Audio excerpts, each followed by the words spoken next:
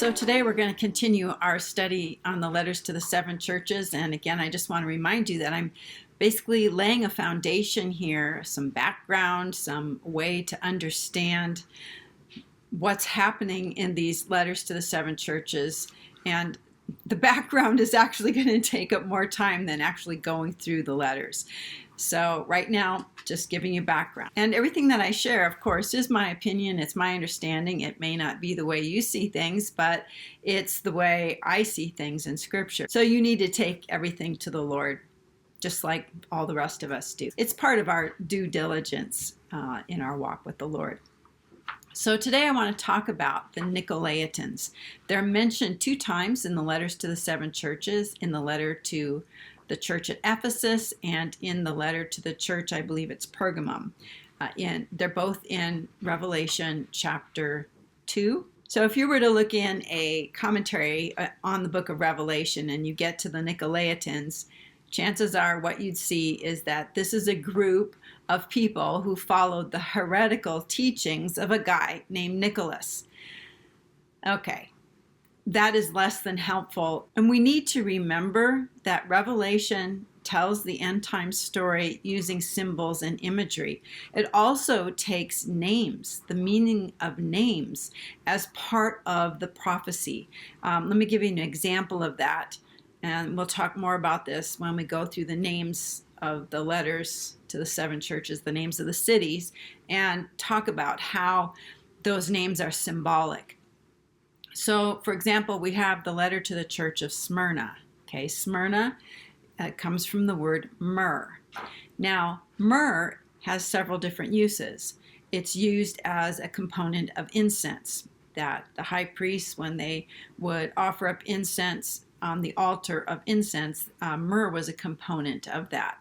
Also, when someone died and other people buried them or embalmed them, myrrh was what they used in the embalming concoction that they had. And myrrh was costly. It was expensive. It was made from kind of a rare gum, and it wasn't kind of for everyday use. It was something that's very precious.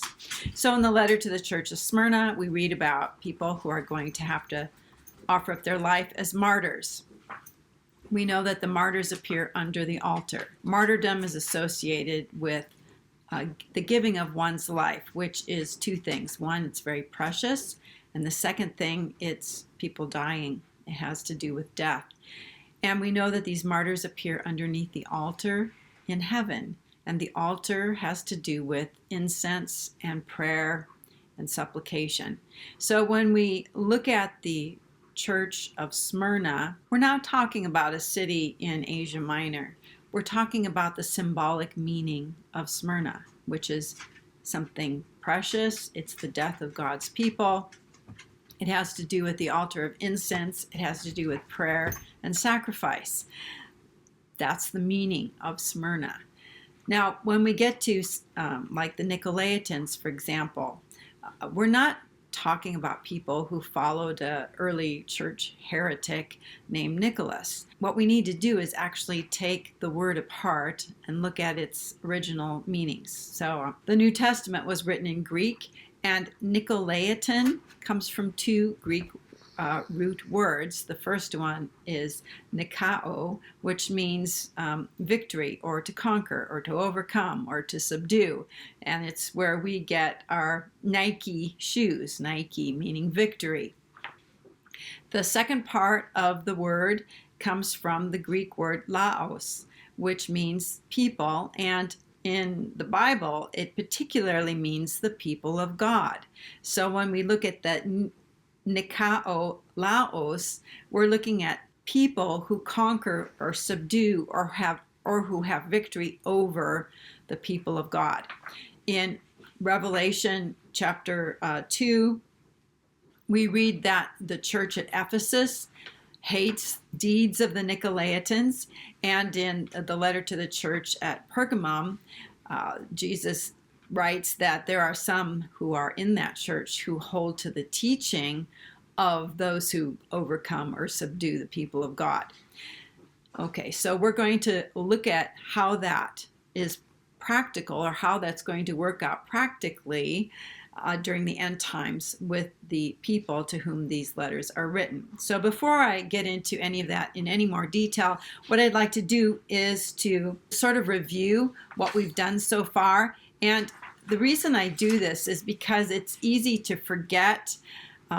There is a flow of thought all the way from Revelation chapter 1 through chapter 3 that these chapters need to be thought of as a unit, because Christ, who appears in Revelation chapter 1, is the same person who is showing up with his stars, with his messengers, to each of these 7 churches. In Revelation 1, Christ appears as one like a son of man who has a face like the sun, and so on. This all alludes to the same messenger, one like a son of man, who showed up in the book of Daniel, in Daniel chapter 7, 10, and 12. What this mighty angel man, one like the son of man, did for Daniel was he delivered the end time prophecy, the testimony of the things that would be happening during the course of history and really kind of up through the end times, as we see in Daniel chapter 12. This same person who delivered this testimony to Daniel is the person, Jesus, the one like a son of man, who is delivering the testimony of this end time prophecy to John. Now, the other thing we know about this person is not only is he delivering God's revelation or God's prophecy of the end, this person, Jesus, is also the executor of God's estate. He is the steward of God's house. He is the one who takes God's authority, or is given God's authority to act on God's behalf with regard to God's people, especially. So he is not only the messenger who delivers God's message, just like he was in the time of Daniel, he is also the one who is the steward of God's house. He is the firstborn son who is the head of the household of God, just like Joseph was over Potiphar's home, his whole household. Underneath Potiphar only, and just like Joseph in Egypt was over all the land of Egypt, second only to the Pharaoh. Jesus is the one who has all the authority. He's the one that has the seal of the living God. He's the one that has the keys to death and Hades. He's the one who has the keys of David. That makes him the steward. I'm repeating this over and over again because it's really important that we understand that the Jesus that we see in Revelation chapter 1 is not symbolically representing a priest. He is representing the steward of God's household. He is the one who carries all the authority of God. Now, in the New Testament, Jesus said that he who is faithful in a little will be put over much. God is very generous in how he does that. Jesus was a steward, too, of 12 men at his first coming. And at the end of his life, he prayed a prayer. That was his relinquishing of his stewardship in John chapter 17. Again, this is not Jesus' high priestly prayer. He wasn't a priest yet. He hadn't even become the sacrifice yet. He was the steward of these 12 men, these disciples.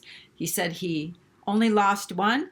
The rest of them believed that Jesus came from God and that the words of Christ were the words of God. So when Jesus faithfully discharged his first stewardship, he's given an end-time stewardship over end-time apostles from the 12 tribes of Israel. Only instead of 12 times 1, now it's 12 times 12,000. And this again is a symbolic number. It's the fullness of a stewardship. Jesus went from being a steward over a small amount of people to being basically the steward of everything regarding Israel and his apostolic people, who the 144,000 are not evangelists, they're apostolic. That is, they're first tier believers. Once we are gone as kings and priests, there is going to be this new tier of people who have the potential to also be kings and priests during the millennium. Okay, and Christ is giving instructions to this last group, this last cohort of people who are going to be kings and priests. So the letters to the 7 churches are basically instructions to this group of people. This is not church history.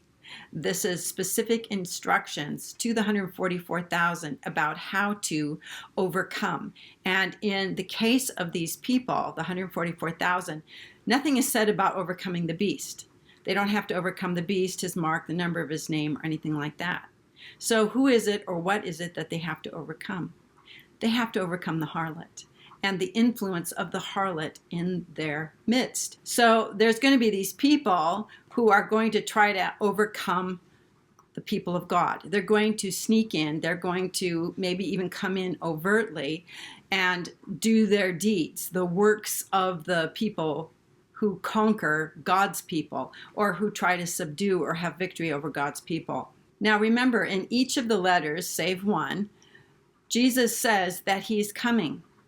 In one of them, we know that he's coming before the hour of trial that comes on the whole earth. The hour of trial doesn't say anything about the beast. It's not about the reign of the beast. It's not about the Antichrist.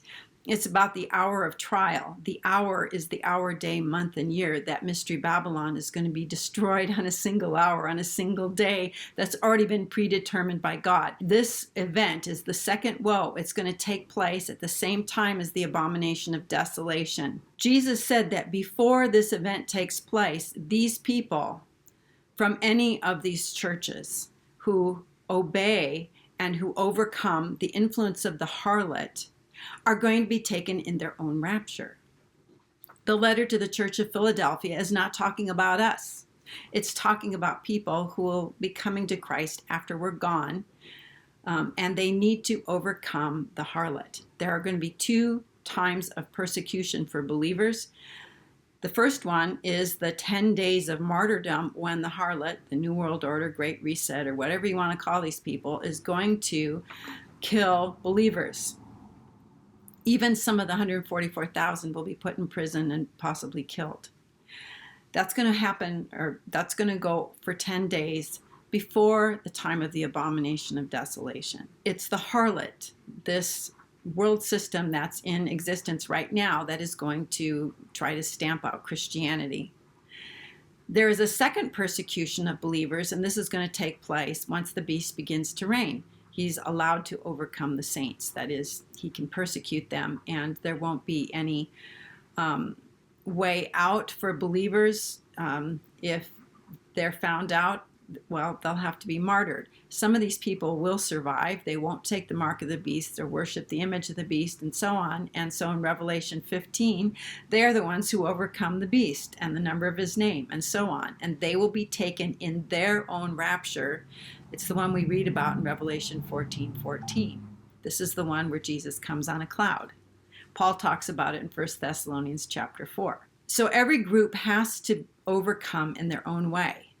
Okay, so for the people who are believers, who are alive once the beast begins to reign, they have to overcome the beast by not taking his mark or the number of his name, worshiping the image of the beast, and so on. They can also become kings and priests. They can regain a crown if they happen to have lost it by being willing to be martyred. There's this other group, though, of people who are going to be martyred, not by the beast, but by the harlot. And the harlot is going to kill more Christians than the beast does. The harlot is drunk with the blood of the saints. And remember, the beast hates the harlot. He is going to destroy her with fire, smoke, and sulfur at that hour. God puts it in the heart of the beast to get rid of the harlot. So when the harlot is destroyed at that 6th trumpet on the day of the abomination of desolation, this is God's doing because he's put it in the heart of the beast and the 10 kings to do this. In another video, I talked about how God hates a mixture.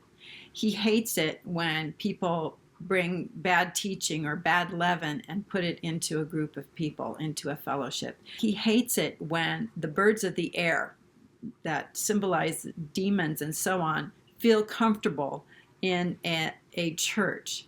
He hates the whole hierarchical structure that is basically the form that we see in churches today with a top-down rule, and even the actual architecture of churches lends itself to a hierarchy of leadership. And in God's economy, the way the church should be functioning on the earth is the way we see it in heaven.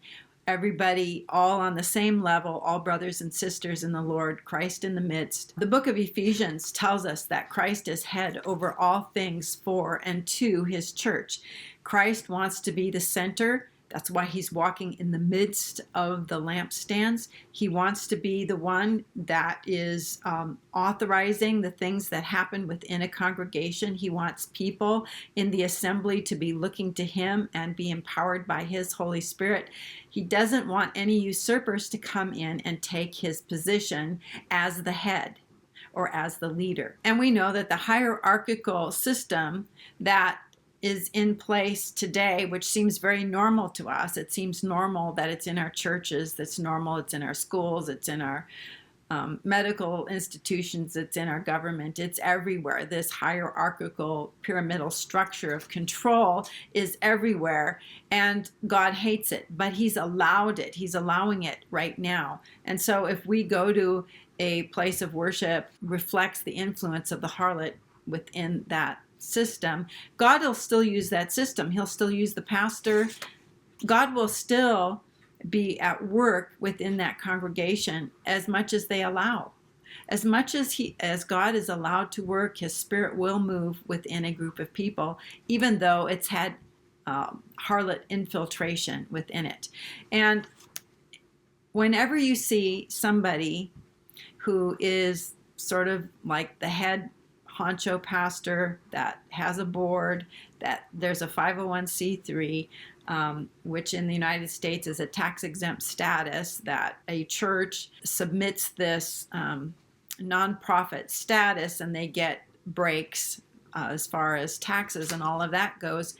But now the government has a say-so in how things operate within that church, and now it's become contaminated at a certain level. So the Nicolaitans are people who want to come in. They will be sent by hierarchical, institutional, church, denominational systems, and they are the ones that are going to define what true Christianity is. Okay, what it means really to be a Christian, to love one another, love is love, forgive, and all of the teachings of Jesus that are benign, that are interpreted to mean tolerance and so on. The harlot is going to join him before she persecutes him. She's going to try to become a part of, infiltrate these groups again, just the way she did in the past. Only Jesus is saying to these churches, do not let that happen. You let that happen, you're going to be left behind when the time comes for your rapture. The harlot is going to be destroyed just days after your rapture. There is going to be nothing left. Do not become a part of this.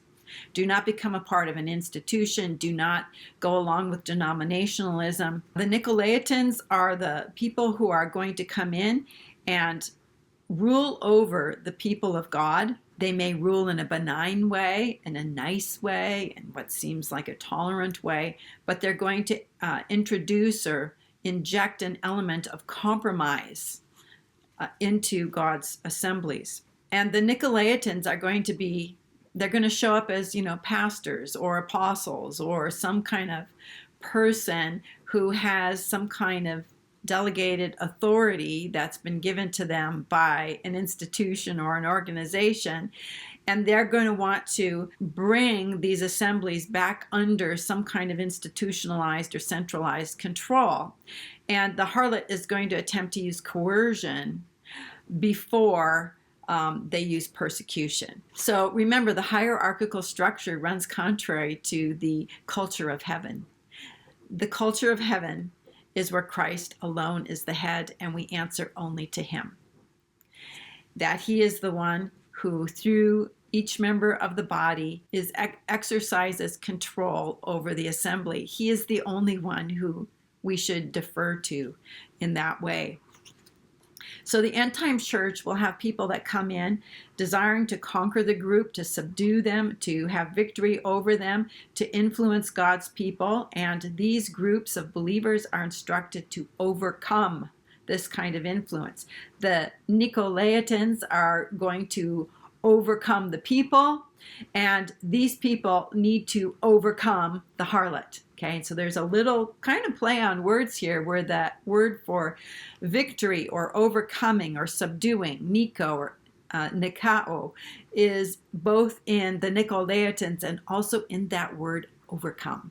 Okay, that also comes from Nikao. This group is instructed to overcome this kind of influence, basically turn the tables on these people who want to overcome them.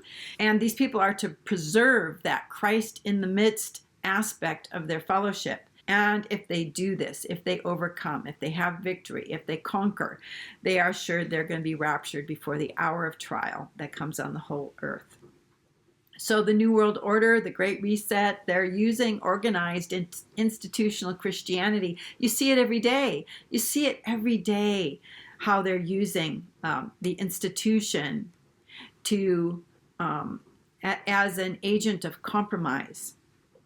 And they're going to do this again. They're going to attempt to rein in these new believers and bring them back into the fold with calls to come back to the mother church or some such thing. And the harlot's lack of control over or inability to have control over these small groups will pose this huge problem for them. And it will result in an outright persecution and the martyrdom of many believers, both among the 144,000 as well as those from every tribe, tongue, people, and nation who are going to be killed and persecuted in the greatest persecution of all time. And this persecution of believers, this great tribulation that's talked about in Revelation chapter 2 in the letter to the church of Smyrna, will take place over a 10-day period before the beast begins to reign. And at the end of that 10 days, the people who are among the 144,000 who do overcome, they will be taken in their own rapture.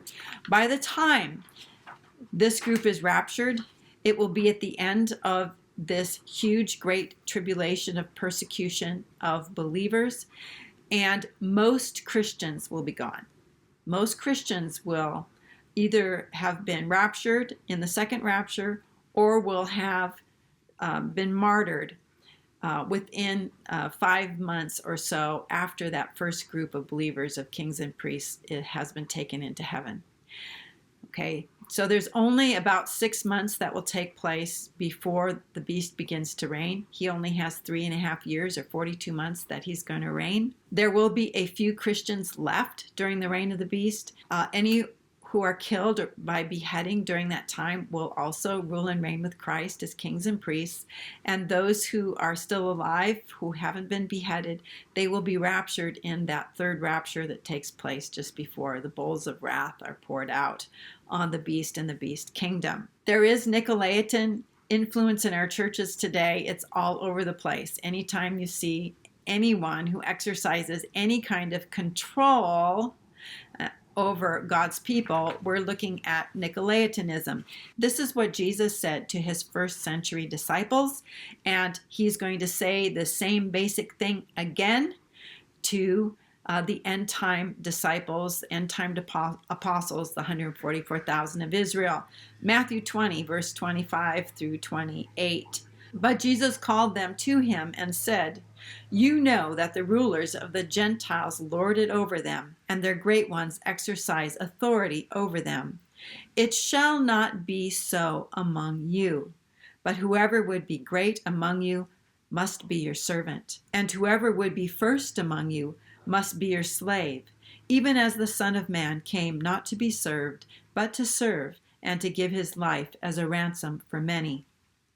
And again in Matthew 23, verses 8 through 12. "But you are not to be called Rabbi, for you have one teacher, and you are all brothers. And call no man your father on earth, for you have one Father who is in heaven.